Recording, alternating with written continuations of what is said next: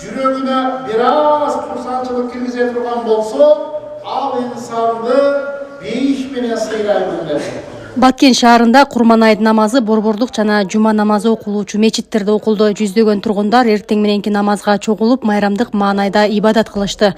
Намаздын алдында Баткен облусунун мусулмандар казысы куттуктоо сөз сүйлөп, айт майрамынын маңызы тууралуу баяндама жасады. Таңкы намазга облус жетекчилиги катышып, элди майрам менен куттуктады. Айт күнү тургундар бири-бирин куттуктап, курмандык чалып, кайрымдуулук иштерин жүргүзүштү.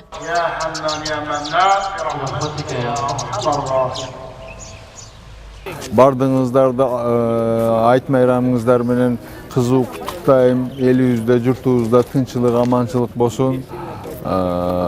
Şu imanın көтөрүлгөнүгө сүйүнүп, бүгүнгүдөй айт майрамда, бүгүнгүдөй айт намазда шунчалык эл чогулганга курсан болуп турабыз. Сиздерди дагы бир жолу айт майрамыңыздар менен кызуу куттуктайм.